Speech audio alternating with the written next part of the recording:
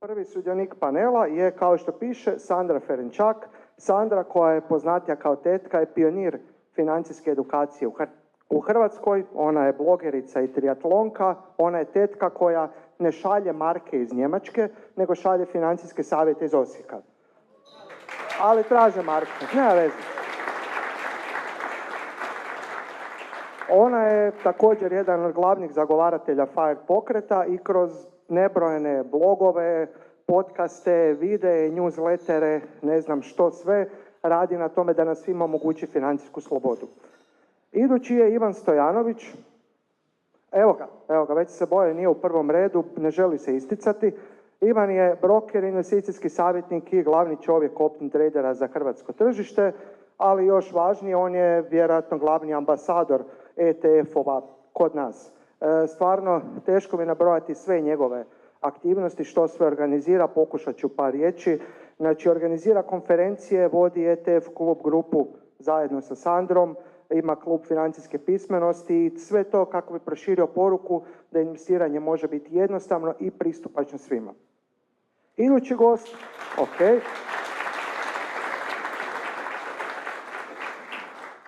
Ovo je sad moj gaf, sorry, treba sam pustiti vremena. Nemoj osobno shvatiti.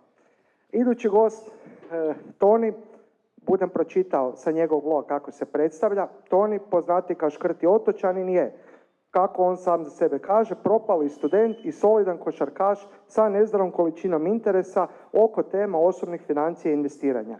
Njegov blog stvarno smatram polaznom točkom za svakoga ko želi na najjednostavniji način učiti o relativno kompleksnim temama osobnih financija, ali dobro se nasmijeti. Odličan je. Malo sam ukrao sa bloga ovdje kasnije. Ajmo sad za Tonija. I zadnji gost, ali ne najmanje važan, Danijel Delač. Danijel je predsjednik uprave Interkapital vrijednosnih papira, najveće brokerske kuće u Hrvatskoj, a i šire.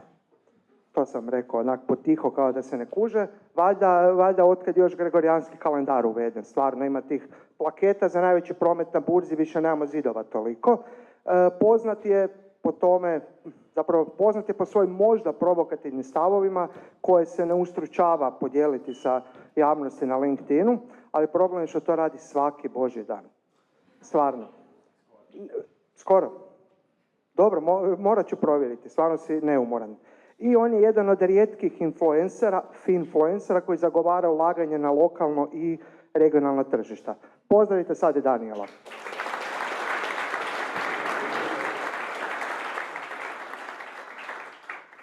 Evo, sada ja sjednem, malo da se opustim. Dobro, još jednom hvala svima što ste došli. Cilj nam je danas u nekih 20-25 minuta razmijeniti mišljenja. Biće mišljenja koja se slažu, biće mišljenja koja se ne slažu. Nemojte se ustručavati, proturječiti jedan drugome, nek bude viralno. To tražimo. Viralne momente, neke sukobe. Budem ja probao izazvati ako treba. Uzmite si mikrofon, molim vas. Biće lakše tako, mi za vas neće čuti on iza. Ok, sad smo čuli, zapravo ne samo da smo čuli, cijela ova konferencija, sam trebam ovaj pointer, ispričavam se. Sad sam potpuno pun opreme i alata. Znači, cijela ova konferencija je organizirana na temu ETF-ova, ali zapravo hoćemo pričati o pasivnom investiranju. ETF je jedan od najboljih alata kako to postići. Ja sam malo gledao po blogovima i mislim da postoji samo jedan čovjek koji može objasniti pasivno investiranje, ko drugi nego Dalmatinac da nam o tome priča. Reci nam, Toni, par riječi o što je pasivno investiranje. Prije svega hvala na pozivu. Pa evo, budući da sam Dalmatinac, imamo tu neku reputaciju da možda nismo najvrijedniji ljudi na svijetu, iako ja se sa tim ne bi složio, ali to je nekako ovako prevladajuća možda u društvu. Pa evo, zašto pasivno investiranje? Pa iz više razloga. Mislim da je investiranje na dugi rok, pogotovo tog nekog pasivnog oblika, je možda najjednostavniji način kako mali čovjek uopće može početi investirati, kako može drastično umanjiti zapravo rizik. Znači, čak i ako pričamo o tom nekakvom investiranju koje je možda bilo u našem društvu zastupljeno više u prošlosti, ne znam, možda kroz nekretnine, danas je vrlo također zastupljeno, ili možda zlato i tako dalje, te neke tradicionalne imovinske klase, mislim da čak i u tom slučaju to nekako dugoročno investiranje nudi benefite. Zašto jednostavno svaka investicija ima svoj rizik? Znači čak i nešto što se smatra poprilično sigurnim, vrijednost te investicije će dakle i rasti i padati kroz nekakav vremenski period i zapravo dugoročno investiranje je tu možda najjednostavniji način kako da taj rizik drastično umanjimo. Tako da, osim samo nekakvog investiranja na dugi rok, mislim da je tu ključna i diversifikacija. To je dakle drugi nekakav faktor kojeg mali investitor, ne samo mali investitor, nego možda ako malo više poput mene, mogu koristiti u smislu smanjivanja rizika. Tako da evo, mislim da su to dva ključna nekako postulata. Naravno, svi bismo mi htjeli rezultate preko noći, ali to jednostavno tako ne ide niti u bilo kojem drugom polju života, pa tako ni u investiranju. Tako da evo, za mene osobno, vjerujem i za većinu ljudi koji nisu profesionalci, mislim da nekako dugoročno pasivno investiranje je najbolji izbor. Hvala ti. Sada ne ispadne kao mirovna konferencija na koju nije Rusija pozvana, koji neće doći. Imamo tu i možda neko ko može reći o aktivnom investiranju, jer ako postoji pasivno, vjerojatno postoji aktivno. Daniel, ti si mi najprirodniji sugovornik za to. Možeš li reći drugu stranu priče? Nema aktivnih investitora na pasivnoj konferenciji. Znači, aktivno investiranje. Pa evo, kao što ime kaže, cijela poanta je relativno često vrtiti portfelj, znači ulaziti, izlaziti iz pozicija, da li je to na dnevnoj, tjednoj, mjesečnoj bazi. Uglavnom, imati nekakav proaktivan pristup prema svom portfelju. Kritičari aktivnog investiranja će reći da je to mukotrpno, skupo, stresno, da ćete izgledati kao ovaj gospodin na slici. Ali s druge strane, aktivno investiranje vas može potaknuti da se educirate o investiranju, da pratite tržišta, da promišljate o ekonomiji na kraju kraja u nekom širem smislu, a to je nešto što mislim da je korisno za svakoga pojedinačno. Tako da, bit aktivnog investiranja na neduljim je pokušati pobijediti nekakav indeks ili indekse kroz proaktivan pristup. Ja bi se samo tu još nadovezao da, recimo, ako osoba želi saznati kako ona zaista, nek se počne baviti aktivnim investiranjem. I ja bi to svakome preporučio da, naravno, tko ima vremena i volje i ambicije da se tim bavi, da proba. Jer nikad ne znate hoće li vam kliknuti ili ne, jer prinosi u aktivnom investiranju značajno nadmašuju ove pasivne, ali naravno morate opet znati što radite, što treba opet dovoljno vremena da dođete do toga. Nije jednostavno, ali u konačnici jako isplati. Da, znači da radimo konferenciju za to, vjerojatno bi skupili 20 ljudi, zato što je uzak krug ljudi koji imaju znanja, sposobnosti, vremena i to da mogu to raditi kako treba, ali mi smo demokratizirali, liberalizirali ulaganje, zato smo napravili konferenciju na kojoj svako zapravo može ulagati. Sve tu što smo čuli prethodno od BlackRocka, pričali smo o ulaganju na pomalo, sve su to savings planovi, sve su to neki mali iznosi na dugi rok i slično, ali evo, iskreno to je meni osobno dosadno. Znači, gdje je uzbuđenje, platio sam 50 eura ovaj mjesec, ja čekam sljedeći da udvostručim portfelj, pa je 100, pa je 150 i šta za godinu dana sam platio 6 eura, za 10 godina 6000 eura. Da, ok, bit će neki prinos, ali nema onog adrenalina, nema onog što me tjera na to. Pa Sandra, evo ti kao zagovornik toga, vjerojatno jedan... Ok, očito sam predugo govorio. Sandra, evo, možeš nam ti objasniti kako uopće doći do motivacije da počnem pomalo i da razmišljamo nečemu na 20 ili 30 godina? Evo da se i ja nadovežem na kolegu Ivana pa kažem, ako hoćete sebe upoznati, onda radije otrčite maraton nego se bavite investiranjem. To je ta filozofija, nju slijedim i u ovom što radim, a to je da zapravo radije odem u šumu, na bicikl, nego sjedim uz ekrane i to je ona ljepota, znači da ja zapravo investiram neki svoj novac kojim želim očuvati vrijednost, koji možda nešto će i zaraditi, nadam se, bar do sad je, i bavim se svojim životom dalje. Ne? To je ono totalna drugačija filozofija od ovog što zagovaraju Daniel i Ivan A motiv vidim u tome što evo tih 30 godina jako brzo proleti, pa evo ja sad u 50. mogu reći da na početku svoje neke karijere nisam ni sanjala sigurno da će to tako preko noći, da ću se jednog dana probuditi u 50-ima i početi onda gledati što ću dalje. Život je brutalan, radni tempo je brutalan, da li ću tako htjeti raditi, neću htjeti raditi i onda je kad pogledaš svoj portfelj kažeš gle tu je ta neka nazovimo penzija koja ne ovisiš o državi, koja je ne znam nešto što tebi daje neku slobodu, primarno neku slobodu, rekla bih, opcija u životu. Evo, i to je bila ta filozofija, FIRE pokret, možda ste čuli, ja jesam neki, recimo to tako, zagovornik, iako rano umirovljenje nije nešto čemu težim, ali više iz razloga što to, rekla bih, ta mirovina nije dobra riječ. To nije nikako mirovanje, nego imanje opcija, znači financijska neovisnost koja te vodi do neke točke u kojoj ti samostalno odlučuješ kako, provoditi svoje vrijeme prije svega, a da li će to biti u radu, kroz rad ili će to biti u šumi, što obožavam ja, recimo konkretno, to je onda, to je moj izbor. Tako da ima smisla i kažem, ima više smisla za to što jednostavno mislim da je ovo drugo naporno. To je struka i posao za sebe za koje ja jednostavno uz ovo što radim ili što želim raditi nemam jednostavno vremena. Ok, ovo je prvi put da mi je neko to tako normalno objasnio. Sve ono što sam do sada od FIRE pokretu čuo na internetu i čitao, dobivam dojam da je cilj toga da spavam u prtljažniku auta, kuham kavu što tu uzmem od konobara bačenu, sve da bi onda se mogao umiroviti sa 40-50 godina. Ali ovako kako si to predstavila kao nekakvu ne umirovljenje, ne škrtarenje na samom sebi, nego jednostavno odgovorno pristupanje svojoj budućnosti, to ima smisla.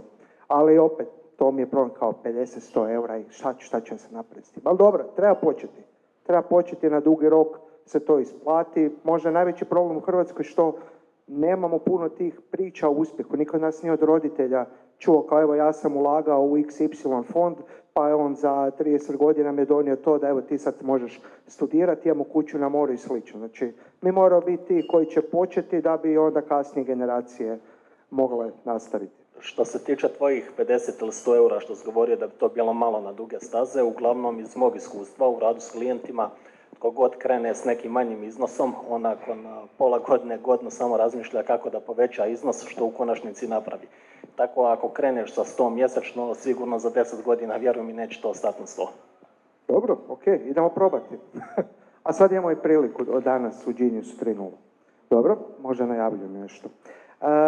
Vi svi na ovom panelu niste tu bez razloga, tu ste zato što vaše riječi, vaše videe, vaše postove, što već prati velik broj ljudi i jako velik broj ljudi vam itekako vjeruje. I hvala Bogu, ajde, u Hrvatskoj smo još uvijek čisti od tih nekakvih finfluencerskih prijevara, ali kako vi osiguravate i kako se uvjeravate u to da ono što kažete ljudima, što preporučite da je stvarno ispravno? Kako održavate taj odnos povjerenja svojom publikom? Pa evo, ne znam, nekako iz moje perspektive, mislim da je to i blagoslov da ljudi vjeruju, ali opet i velika odgovornost. Znači, ja osobno uvijek vjerujem da treba, ono što se kaže, do your own research, znači treba provjeriti svaki izvor informacija, uključujući i naše, dakle svih nas tu koji sjedimo.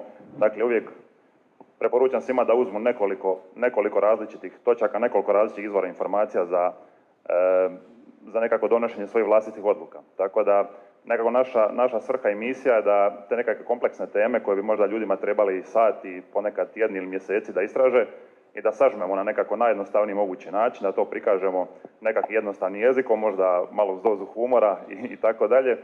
Ali evo, na kraju dana ja bih preporučio svima da ne vjeruju niti jednom jedinom izvoru informacija, uključujući i našem. Pa evo, ako mogu podijeliti, u biti ne bavimo se preporukama, ja mislim da pišemo, bar ja znam i to isto tako, kroz svoj blog pišemo o vlastitim iskustvima. I znači, ti moji tekstovi su zapravo neka kronologija mog proučavanja, konkretno ETF-ova, o kojem se prije 6 godina kad sam startala s blogom zapravo ništa nije znalo. u ovim krajevima, ono što se pisalo ili je neki bili prijevodi nekakvih stranih tekstova neprimjenjivo kod nas. Evo, čuli smo savings plans u Njemačkoj, ono iz godine, kod nas uopće taj pojam nije možda ni danas poznat. I onda kroz to nekakvo vlastito proučavanje, dijeljenje mojih iskustava, tu se stvorila neka grupa ljudi koja je to počela pratiti i primjenjivati u svom životu. Jel? I to je po meni jedino ovo što je rekao Toni, to plus vlastiti mozak, ne treba vam puno, jednostavno. Mislim da sad sadržaja, hvala Bogu, ima, za razliku, kažem, od prije nekoliko godina ima dosta, treba sad već početi filtrirati što je dobro, što nije, kloniti se preporuka financijske industrije koja vidimo generira tisuće i tisuće ETF-ova, pa kad pričamo i o ETF-ovima treba biti oprezan, jer ljudi kažu ETF pa nije sve isto, jel? Znači treba znati što biramo, opet tu treba uključiti malo razmišljanja i tu smo mi da pomognemo. Ja svoja iskustva dijelim evo već godinama i držim se nekih, ajmo reći, uigranih recepata i vjerujem, i stvarno čvrsto i vjerujem u njih i ono, moj novac je tamo i uložen, nemam tu više, znači nemam neku figu u džepu oko toga, jel? Pa evo, Sandra je lijepo rekla, ja osobno, a i niko od nas ne daje investicijske savjete, znači to nisu postoje tipa kupi dionicu X ili prodaje ETF Y, svaki portfelj mora imati ovu dionicu, ja osobno i kolege izbjegavamo i mislim da je to fair.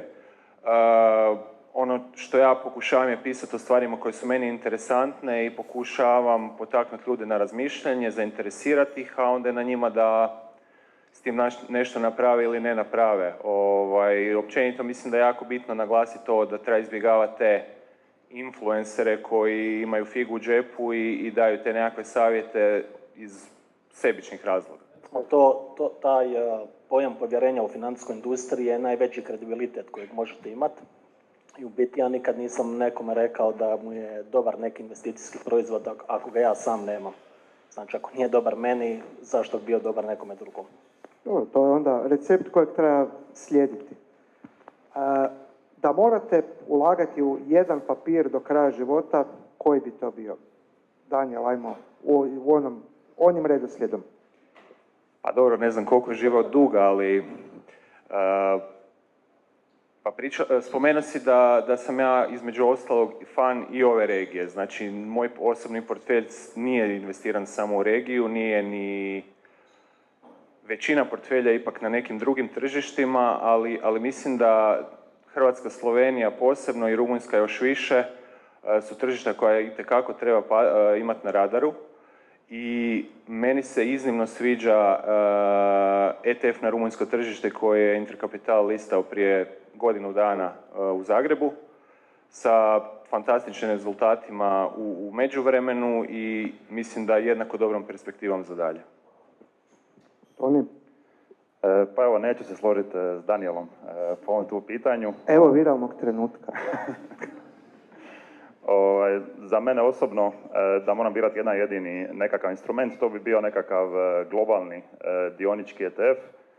Zašto? Zato što mislim da nudi nekako najširu diversifikaciju rizika.